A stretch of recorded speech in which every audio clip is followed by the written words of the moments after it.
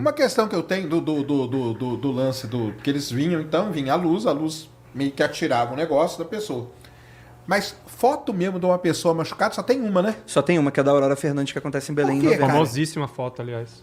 Que é a foto que ela tá deitada, tem um cara do lado, que é o cara da... Né? E por que só tem uma foto disso, será, hein? A gente precisa chegar em Belém. A gente começa aqui, ó. Esse documento que eu tenho aqui, ele não é nada especial. Isso aqui é o relatório da Operação Prato, que está disponível no Arquivo Nacional. Ele tem bastante páginas, inclusive quem compilou isso aqui dessa forma foi o site operaçãoprato.com.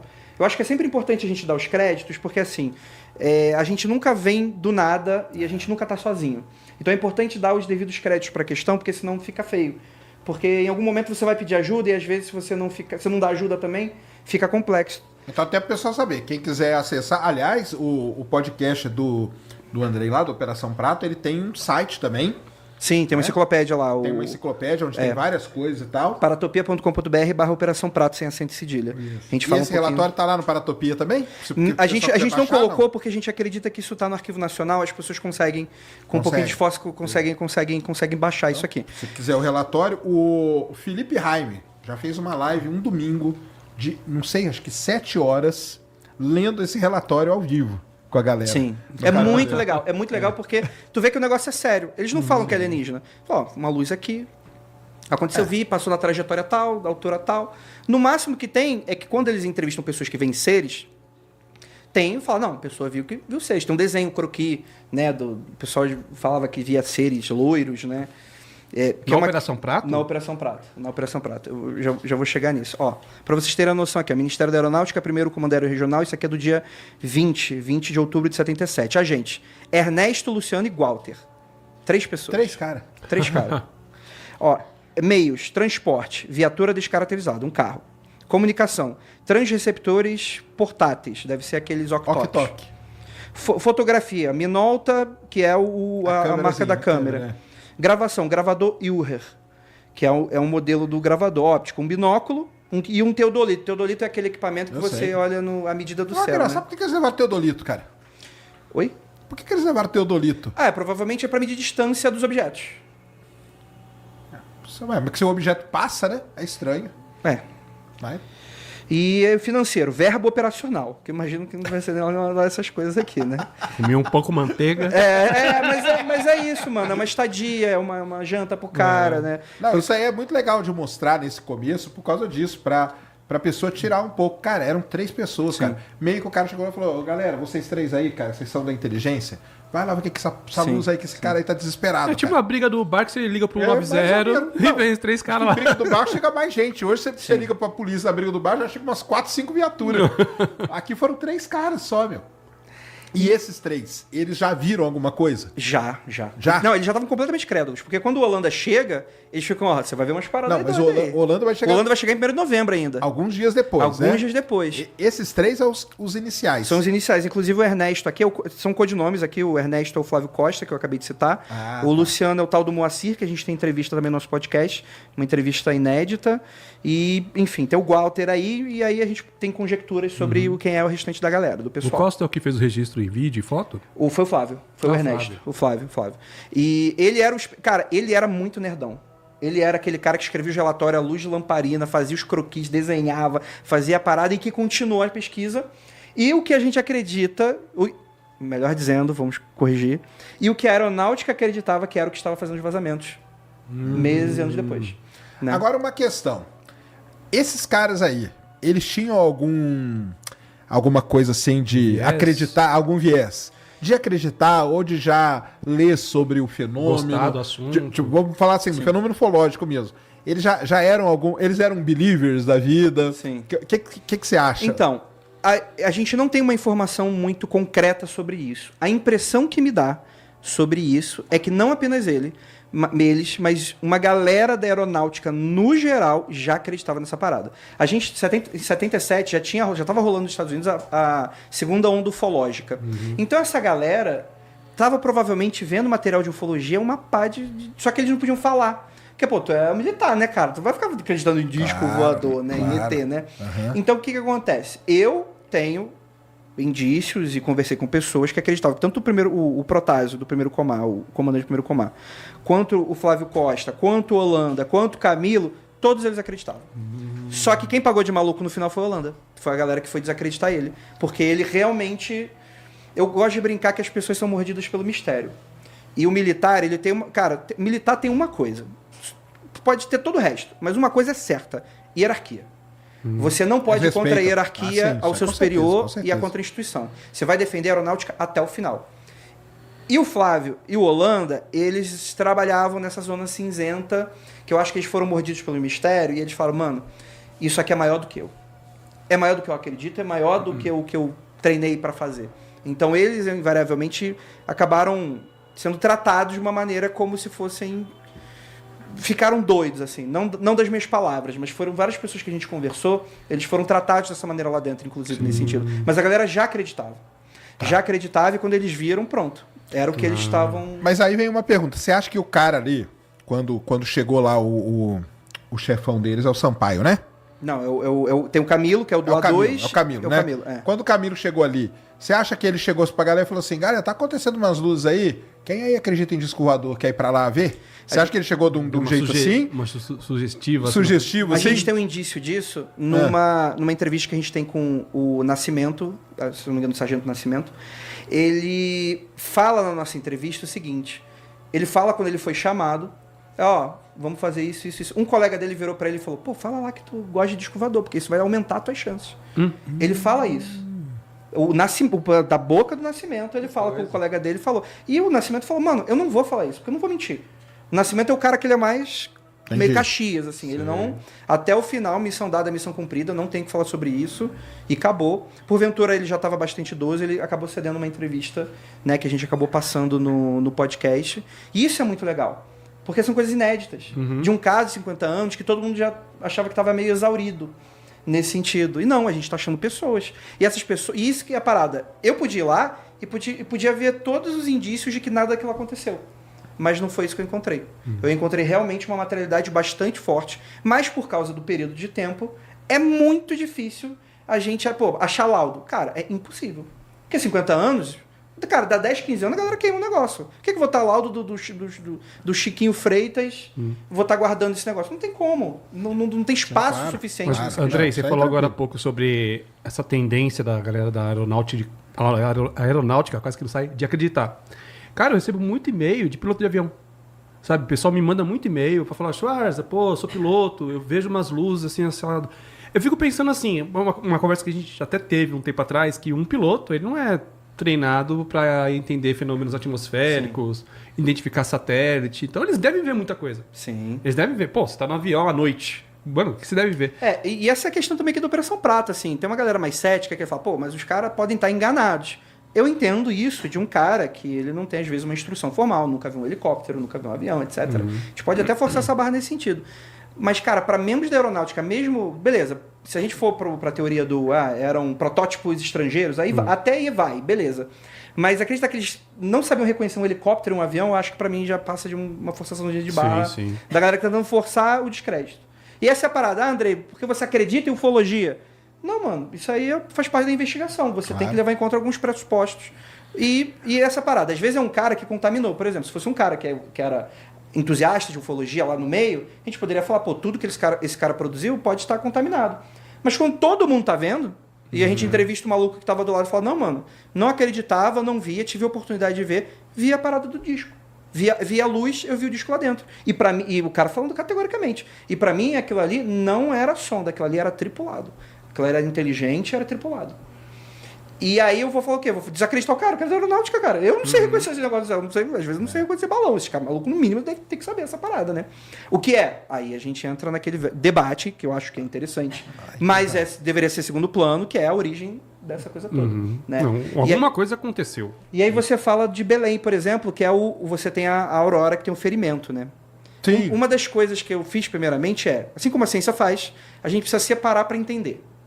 Às vezes a gente até junta de novo e não dá o mesmo fenômeno, mas a gente precisa, no mínimo, tentar entender separando aquelas coisas. Primeira coisa, dá para separar o fenômeno do ataque do fenômeno das pessoas vendo as luzes no céu? E isso foi algo que eu separei muito e em algum momento eu falei, mano, as luzes no céu existiram. Não tem como não falar. Claro, poder falar, todo mundo pode falar qualquer coisa. As pessoas podem discordar de mim, não tem problema. Mas, tendo em vista a materialidade da coisa, a gente tem foto, a gente tem os relatos, a gente tem os registros. A gente está falando aqui de centenas de pessoas. Pessoas que estão nos jornais, pessoas que estão no relatório, porque os militares iam lá para entrevistar essas pessoas. E é muita materialidade. Mas aí que tá. Beleza, se eu tenho isso estabelecido, essas luzes eram capazes de atacar? Quando eu chego em Santo Antônio do Ubintuba, por exemplo, eu converso com 3 vítimas. E elas falam, não fui queimada. E eu falo, opa, será que essa porra é inventada? Entendi. E eu fico com essa pulga atrás da orelha. E a conclusão que eu chego é que as luzes, as evidências, não dá para falar de prova aqui, mas as evidências é que as luzes tinham a capacidade de atacar, mas nem todos os encontros geravam ataques. E nem todas as observações no céu geravam encontros. Isso para mim foi muito legal, porque esse lance da fotografia do ferimento, ele existe. Eu vou pedir pro nosso queridíssimo técnico aqui passar. Eu tenho algumas... Cris. É o Cris. Eu tenho... Fala aí, Cris, tudo bem? Eu tenho uma pequena pastinha para você que eu acabei de mandar. A gente pode começar aí vendo eu nomeei como imprensa. É aquela pasta, né? É, essa aí. Tá como imprensa. E aí a gente vai chegar na Aurora, eventualmente. Impressão, a gente vai seguir com catena 1, 2, 3, 4. Pode colocar a primeira. Pode jogar na tela. Muito obrigado, Cris. Você é um amor de pessoa. O único problema é que é palmeirense. Tirando isso. Perfeito, né? Se melhorar, estraga, né? Tem que ter. Ai, mas... Enquanto ele põe aí, sacane, existem relatos antigos. Existe sim algo nesse universo tão grande. Nós não somos sozinhos nesse universo. Grandes relatos de abduzidos, avistamentos de OVNIs, avistamentos de seres. Existem sim. Isso aí. Tá bom. Eu li assim porque ele escreveu tudo em caixa alta. Gritando. Sacana! Ó, essa imagem, então, lá. Essa imagem pra gente, ela é muito legal. Vocês estão vendo, objeto voador apavora Ubintuba. Se eu não me engano, essa matéria é de outubro, início de outubro. Outubro de 77. Ubintuba, o que acontece? O Pará, ditadura militar, por questões estratégicas, decidiu povoar a Amazônia, né? Questões. E aí você tinha essas pessoas que viviam bem à margem da sociedade, em regiões que não tinham estradas, elas se locomoviam todas por rio, e que criavam comunidades muito pequenas e isoladas. Ubintuba é uma vila que tinha mais ou menos umas 110 famílias. É o que diz uma dessas reportagens. Eu estive lá. E essa primeira foto aí, essa foto de cima, você vê que tem 2 senhoras e tem 6 crianças. 2 dessas crianças eu entrevistei. Que legal. Caramba. 2 dessas crianças, a gente vai chegar na foto delas daqui a pouco. A senhora já não tá morta. Essa senhora, essa do meio aqui, não, já morreram, infelizmente. Faleceu a dona Almada Costa, Beatriz, faleceu 1 ano antes de eu chegar no Pará. Caramba. Infelizmente. Né? E sabe como é, pra vocês verem, Andrei, mas eles querem vender a história para ganhar dinheiro. Sabe quando eles relembraram essa história, quando saiu Linha Direta Mistério da Operação Prato nos anos 2000? Lembro. Eles viram essa parada e falavam, mano, isso aqui, foi a gente. Essa foto aí da senhora do meio é a Beatriz Almada Costa. Ela foi a única pessoa que foi atacada 4 vezes. Caramba! E aí eu conversei com os 2 filhos dela, né? A Anselma. Esses são os que estavam jantando, né? Não, os que estavam jantando esse de baixo. Ah, tá. Estavam jantando de baixo, tá. Eles foram atacados 4 vezes. Toda essa criançada viu. Tô até encenando ali, parece, né? Tá até encenando ali, parece. Esse de baixo é muito interessante. Seu Miguel Arcanjo, Dona Teófila à direita, e vocês veem essa pequena figura à esquerda, aquela pequenininha, ela sofre de nanismo. Eu conversei com ela. Ela foi uma pessoa que a aeronáutica não conversou. Então ela é bem inédito mesmo. Todas as pessoas, infelizmente, já faleceram, né? E essa do jantar mostra como esse ataque era violento. O que a testemunha testemunhou é que eles estavam jantando, essa luz aparece na janela, foca nos 3, eles se paralisam. O Miguel é o mais afetado, diz que ele segura a mesa assim com garra assim durante o ataque e ele desmaia depois de serem atacados. A dona Benedita, essa da esquerda, ela fica com o braço amortecido. E é muito engraçado que a gente entrevista ela e ela fala, não, porque aí a gente pegou o alho e a gente passou o alhozinho no braço. Tipo, era o que podia ser feito na época, saca?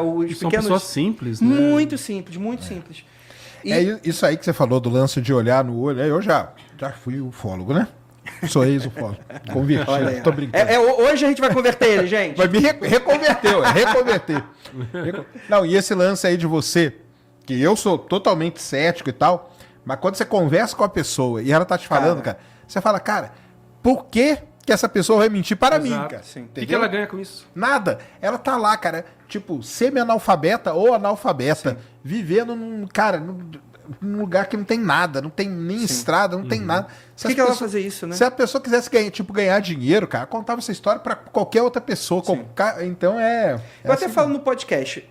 Às vezes, por exemplo, a gente quer racionalizar, às vezes, uma mentira, por exemplo. Eu acredito, tem gente que às vezes nem precisa de motivo para contar uma mentira. Às vezes a pessoa é mitomaníaca. É possível. A questão é, o relato era parecido com todas as pessoas. O relato Isso é era sempre o interessante. mesmo. Isso é interessante. Mudava, tinha umas pequenas variações. A gente daqui a pouco vai falar dos seres. Mas é isso. Tem o delegado também. Ali atrás, se eu não me engano, o Benjamin Amaral Amin. E todo mundo ali era meio da mesma família, assim. Porque é uma galera que se conhecia ali, casa com primo. Porque, etc. na verdade, isso aí não chegava nem a ser muito cidades, né? Eram vilarejos, Não, assim, tinha né? nada, não tinha nada, mano. E eram pessoas que, tipo, o teu vizinho morava a 200 metros. Era longe, assim. Porque a galera ia pra plantar, pra ter uma terra, um pedaço de terra, Claro. né? Nunca teve reforma agrária no Brasil, então a galera fazia de uma maneira do tipo, pô, eu quero no mínimo ter um lugarzinho pra eu plantar minha coisinha, ter agricultura familiar, etc. Não, e aqui no jornal tá engraçado, ó. Dona Maria Luísa, deve ser Luísa, né, cara? Errou? Dona Maria Luísa pede e suplica que o governador olhe para o problema e tome providências. Sim. Não tem guardas lá suficiente. É pouca gente. Como você vai fazer uma coisa qualquer? Imagine se chega aqui em Belém. Vai ser o nosso fim. Vai ser o Caramba. fim do mundo se chegar aqui. Por isso o governador precisa tomar uma providência. Olha que demais. Mano, olha a urgência Quietação, dessa é. galera, mano. E era um negócio que, assim, os relatos aí são assustadores. Da galera escutar a outra casa sendo atacada. É um negócio os gritos, as paradas, via as luzes indo embora. Porque a luz era muito rápida. A luz vinha, te atacava e ia embora. Então realmente é um agressor fantasma. Só que os ataques foram tantos que, mesmo sendo tão rápido, as pessoas testemunhavam as luzes, escutavam os gritos, os ataques. É uma coisa muito estranha. Era sempre à noite? Era sempre à noite. Não tinha ataque de dia. Não tinha ataque durante o dia. Se eu não me engano, tem um ataque relatado durante o dia, que se eu não me engano é 3 horas da tarde, mas é um relato meio obscuro, assim, e a gente não vê outros parecidos, assim. Dava 6 horas da tarde e essas paradas apareciam. Iam até as 5 da Porque manhã. eu faço essa pergunta, porque eles falam muito de luzes, né? Sim. Mas como tá à noite, você não consegue talvez ver o corpo disso, Sim. né? Você vê a luz, porque ele deve ter aquela luz mesmo para orientar o sei lá o que é, mas você não vê o corpo, não sabe, né, o resto Isso dele. é uma coisa muito interessante, porque quando eu conversei com essa galera, eles não acreditavam em disco voador. Eles nem sabiam o que era isso. Eles, eu imagino, né? É isso que eu ia falar. eles falavam que era Em um anjo. forno. Ah, forno. E aí eu ficava, mano, forno? Eu tô pensando no tô quadradinho, ligado, né? No forno quadradinho. Só que o que acontece? O forno pra eles é o forno de fazer farinha. Que era? Ele tem uma estrutura de alvenaria que ela é circular e em cima, sabe aqueles wok coreano pra fazer yakisoba? Sei. Pra fazer yakisoba? Era aquilo em cima. Então era um prato gigante. E era um prato embaixo e um prato em cima. Então eles falavam, o forno, o aparelho. Eles não falavam de escovador, nave, essas coisas. Interessante isso, hein? É muito tempo, mano. Cada um dava, através da sua realidade, explicações sobre o que era aquilo. E na Se você época, cruzar, tinha um semelhança. eles achavam que eram japoneses. Eles não achavam que era alienígena. Porque que acontece? A gente está saindo aí da Segunda Guerra Mundial já tinha bastante tempo, mas ainda ficava um pouco daquele estigma. E o Pará foi uma região que recebeu muitos japoneses. Tem uma colônia japonesa fortíssima no Pará. Eles começavam a ganhar dinheiro porque sabiam plantar, e aí começavam a plantar o tal do açaí, né? Tempero, acho que pimenta do reino foi a primeira. Era caríssimo pimenta do reino, a galera começou a ganhar dinheiro. E, mano, essa galera toda trabalhava para os japoneses, às vezes falava, mano, isso aqui é... E o que estava acontecendo no Japão? Era aquela época que o Japão estava bombando tecnologicamente. Então era referência das pessoas, mano, só pode ser japonês. Para fazer experimento, tá roubando sangue. E esse lance de roubar sangue, de sugar o sangue, é porque é aquela velha história. Se a pessoa tem uma fraqueza e fica com uma queimadura, sentia muitas vezes uma picada, a pessoa acreditava que o sangue dela estava sendo sugado. Então ela juntava tudo. Não quer dizer que seja. Mas era como elas interpretavam essa questão toda. Então, para você ver que não dá nem para você apelar pro... o ufólogo foi lá e contaminou a parada. Porque o relato encaixa em tudo que a gente conhece, mas não é o mesmo discurso. É outra parada. Isso é muito, muito interessante.